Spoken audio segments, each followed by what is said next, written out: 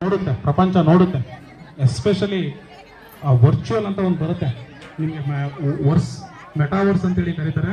ಈಗ ತುಂಬಾ ಜನ ದೊಡ್ಡ ದೊಡ್ಡ ಬಿಸ್ನೆಸ್ ಮನ್ಗಳು ಅದಕ್ಕೆ ಕೋಟ್ಯಾಂತರ ರೂಪಾಯಿಗಳನ್ನು ಏನು ಮಾಡ್ತಾ ಇದ್ದಾರೆ, ಇನ್ವೆಸ್ಟ್ ಮಾಡ್ತಾ ಇದ್ದಾರೆ ಟು ಡೂ ಸಮಥಿಂಗ್. ಓಕೆ, ಏನಾದ್ರಲ್ಲಿ ಏನಾದರೂ ಇನೋವೇಟಿವ್ ಆಗಿ ಮಾಡಲಿಕ್ಕೆ ಅಂತ ಹೇಳಿ ಮಾಡ್ತಿದ್ದಾರೆ.